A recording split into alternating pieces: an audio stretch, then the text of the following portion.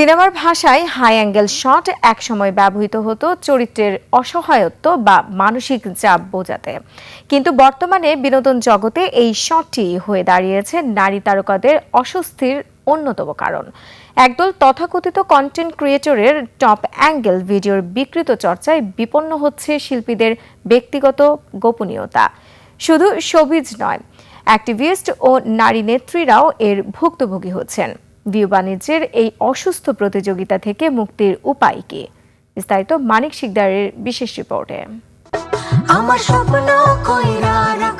যে কোনো ইভেন্ট বা শোতে প্রিয় তারকাকে এক নজর দেখতে মানুষের আগ্রহ থাকাটাই স্বাভাবিক, কিন্তু এই ভিড়ের আড়ালে লুকিয়ে আছে নতুন আতঙ্ক, যাকে বলা হচ্ছে টপ অ্যাঙ্গেল ভিডিও। ভিডিও ধারণের সময় লেন্সটি তারকাদের চোখের উচ্চতা না রেখে উদ্দেশ্যমূলকভাবে উপর থেকে ধরা হয়। হাই অ্যাঙ্গেল থেকে কাউকে ধরছেন, তাকে আপনি দুর্বল হিসাবে চিত্রিত করছেন বা ছোট হিসাবে চিত্রিত করছেন, এটা সিনেমার জায়গা থেকে। তা আমাদের এখানে যেটা ব্যবহার হচ্ছে যে আপনার ইউটিউবার বা হচ্ছে যত্রতত্র হচ্ছে যে এরকমের হাই অ্যাঙ্গেল থেকে ভিডিও করা হচ্ছে এবং ওই ক্যারেক্টারের বা ওই মানুষের অগোচরে কাজটা করা হচ্ছে।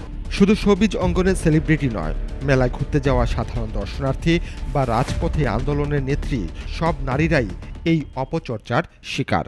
হীন উদ্দেশ্য প্রণোদিতভাবে কাজটি করে যে আমি পরবর্তীতে এই ভিডিওটি একটু বাজেভাবে উপস্থাপন করব।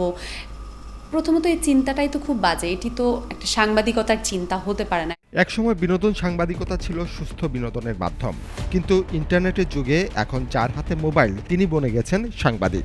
পেশাদার সাংবাদিকদের নীতি নৈতিকতা থাকলেও তথাকথিত ইউটিউবার ও কন্টেন্ট ক্রিয়েটররা মানছেন না কোনো সীমা। সাংবাদিকতার নাম ভাঙিয়ে তারা এইসব কাজ করতেছে।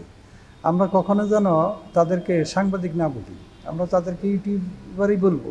এই সংকটের পেছনে আয়োজকদের অব্যবস্থাপনাকে দায়ী করছেন বিশেষজ্ঞরা। হলিউড বা বলিউডের ইভেন্টগুলোতে সাংবাদিকদের জন্য আলাদা জোন থাকলেও আমাদের দেশে তা অনুপস্থিত। ফলে ইউটিউবারদের ভিড়ে মূলধারা সাংবাদিকরাও এখন প্রশ্নবিদ্ধ হচ্ছেন।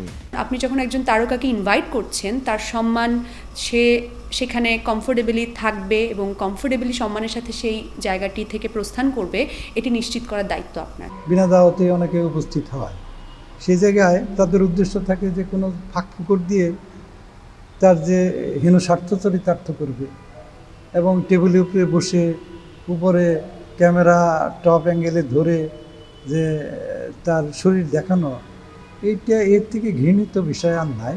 এই অপেশাদার চর্চা বন্ধে এখন কঠোর হওয়ার সময় এসেছে বলে মনে করছেন ঢাকা বিশ্ববিদ্যালয়ের টেলিভিশন, ফিল্ম ও ফটোগ্রাফি বিভাগের এই শিক্ষক। যে সরকারের আসলে এই বিষয়ে দায়িত্বশীল হওয়া উচিত।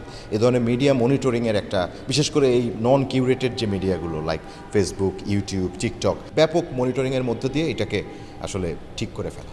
সুস্থ বিনোদন, সাংবাদিকতার পরিবেশ রক্ষায় প্রযুক্তির সঠিক ব্যবহারের পাশাপাশি প্রয়োজন মানবিক কাণ্ডজ্ঞান। ভিউ বাণিজ্যের এই দৌড়ে যেন নৈতিকতা আর সম্মান হারিয়ে না যায়, এটাই এখন শিল্পী ও সুস্থধারা সংবাদকর্মীদের প্রধান দাবি। মানিক শিকদার, 21 টেলিভিশন, ঢাকা।